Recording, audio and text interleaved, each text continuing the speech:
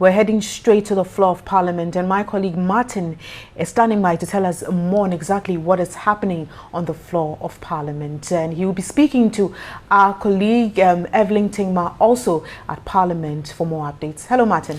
Hi, Wendy. Good afternoon to you. Good afternoon, Martin. All right, thank you very much. This is Midday Live, as Wendy stated. Clearly, the major talking point in Ghana right now has to do with the constitutional amendment, where we are looking at whether or not Parliament will later today agree on why or not Ghana should go and vote on November 7 rather than December 7, which is currently the norm. Now, the Speaker of Parliament has asked leadership of the House and the Constitutional, Legal and Parliamentary Affairs Committee to fast-track processes on the constitutional amendment bill. Now, Parliament on Wednesday could not debate the report of the committee as intended. Constitution Amendment Bill 2016 seeks to change the election date from December 7 to first Monday in November in every election year to ensure smooth transition. The bill was presented and read for the first time in Parliament on June 28 and referred to the Council of State by the Speaker for consideration and advice. It was brought back to the House after 3 days and referred to the Constitutional, Legal and Parliamentary Affairs Committee for consideration and report. The committee, after deliberations with stakeholders, has laid its report, awaiting the second reading for members to debate on it. But the debate, expected to take place on Wednesday, did not come on. The Deputy Majority Leader, Alfred Agbesi, explained there were pertinent issues in the report that needed to be ironed out.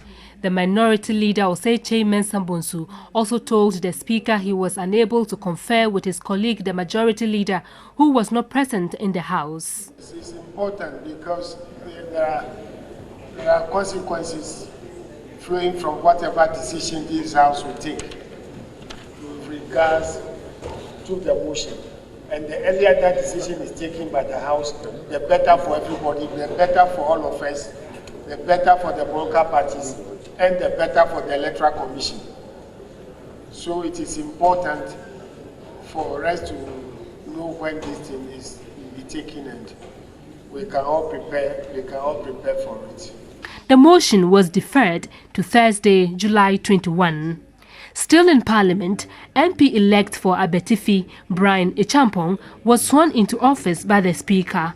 The MPP candidate won the by-election with 14,015 votes to beat 3 other contenders.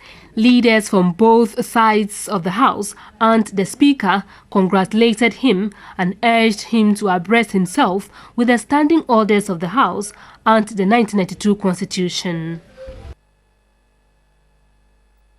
All right, so that's what transpired in Parliament yesterday, and as we speak, we are told that there are acts going on in the House to ensure that at least the vote is given. So Parliament would need to give 2/3 majority to the amendment so that then the decision will be finalized. Now, the NDC has for the entire process supported the Electoral Commission, but the NPP has had some reservations with the Commission. Now, the NDC majority in Parliament would need support from the NPP to get the amendment through because they alone do not make up the 2/3 that is needed. This will certainly be interesting, and we want to go onto the phone lines now and speak with Dr. Eric Osan. He is a legal governance expert. But before we go to him, though, let's find out what this means.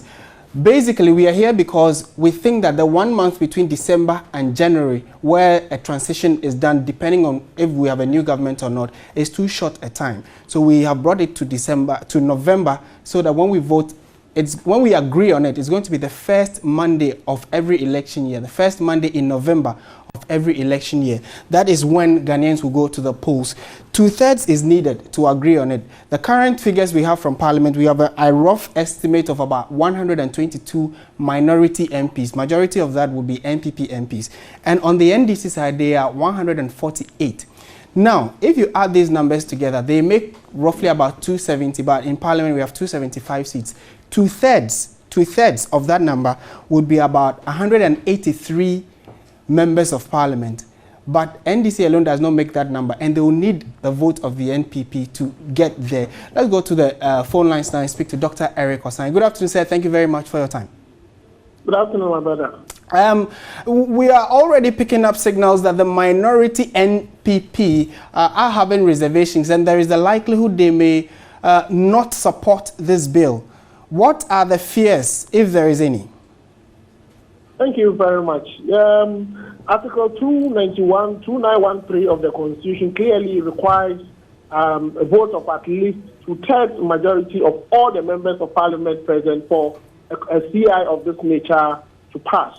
Now, as you rightly said, when you look at the analysis, we need 183 members of Parliament voting in favor of this CI for it to be carried through. The NDC alone does not have the numbers. The NPP alone does not have the numbers. So what they need to do is they will have to talk to each other to support the process. What this presents to us as a nation is that we've gotten to a point where we have to approach issues that come on the floor of Parliament devoid of partisan politics and put national interest above this partisan politics issue. Because if we are not very careful, it is something that is going to affect us as a nation. I'm not sure this is the first time this thing is coming up in Parliament. There are times where the majority needs the support of the minority. And I think that they know how to get the support of the minority in their respect. Remember, we are not only talking about NPP. We have other political parties also represented in Parliament, though they are in the minority. You also need to be convinced to agree that this CI is very important. But let me say that this CI should not be treated as an NDC CI. It should be treated as a CI for the Republic of Ghana. That should stand the test of time. So all MPs, I will advise them to approach it in a very dispassionate manner, without partisan politics. Doc, would you agree? What they can do to support the process. Doc, do you think that the fears of the NPP or the minority is justified, in which they are saying that they fear that the Electoral Commission is not well resourced and ready to host the elections if it is in November? That is why they may want to hold on or pull out, so we can be sure that the EC is well prepared, and then by December 7, which is currently the norm, then they may be ready by then. Is that a justified position? It is a justified position in the short term, because if they have enough reason and enough evidence to suggest that the Electoral Commission does not have the required resources to carry out the elections, they have every right to say that, look, we're not going to support the process until we are sure that the Electoral Commission has the resources. But in the medium to long term, it will not help us, because the problem still stands. Because I'm sure that we have come to realize that if we do our elections in November, the handing over process is done in a hurried manner, and it doesn't help all of us. So in the short term, yes, but in the long term, we will come back to have the situation hit us again. So we better bite the bullet and resolve whatever issues there are. The government should, as much as possible, try and then release the needed resources to the Electoral Commission to make sure that they will be able to undertake the elections as required. All righty. Thank you very much, Dr. Eric Osai, for your time. He's the Dean of Students at the Institute of Local Government Studies, and giving us his input on that particular developing story. We'll be crossing over to Parliament shortly to speak to our correspondent, Evelyn Tingma. She'll be giving us an update of what's happening in the House, but we know that at least the Chief Justice would be there, and she will be reading and hopefully coerce or get the minority to assent to this particular bill, which is yet to be passed. But the bottom line is that the current numbers we have in Parliament, totaling about 275 members of Parliament, we need two-thirds of that number, which means that a minimum of 183 members of Parliament would have to approve or assent to the bill before Ghana can then say that we are going to be voting in November, that is the 7th of November.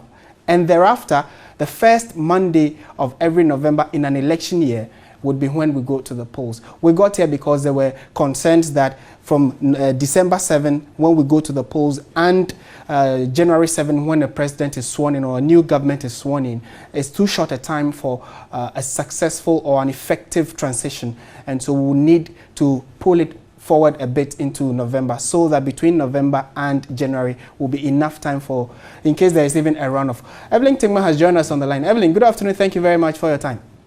Good afternoon, Martin. To start with, what can you tell us is happening in Parliament? Martin, up to now, the House is debating the Constitution Amendment Bill. They've just started, and the Attorney General gave an overview as to why there's a need for the change of the election day, and the chairman also gave the report, also read the report of the committee, and now we have Honorable Joe Osewusu, who is on the floor raising some issues.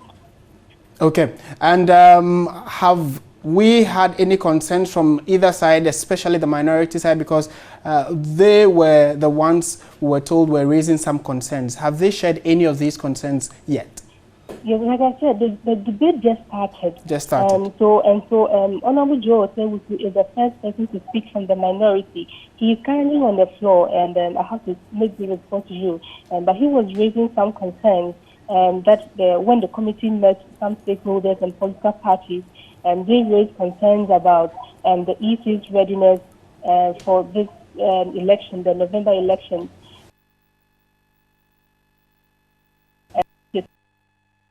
Saying that out of the people that they met, 9 out of 10 raised concerns about the EC's readiness. And so and they also raised some concerns that the EC also raised some concerns that the money, the releases or the disbursement that was made to them that was said by the EC chair actually were on paper, and so they haven't gotten the actual money, but it's just on paper. This exactly is what he said. But for the Attorney General and the chairman of the committee, I mean, they just read the report, so there was no controversy surrounding their argument. But I'm sure as the debate continues, we are likely to get some controversial issues. Varied opinions, okay. All right, thank you very much, Evelyn Tingma. She's TV3's parliamentary correspondent, sitting in the House of Legislature, monitoring activities there, and will be bringing us updates in our subsequent bulletins. But where we stand now is that the debate has just started. The Attorney General has already read the bill for the second time, and the debate is likely to go on. Hopefully by close of day, we'll certainly know whether or not we are going to vote in November or the December, as we already have been doing.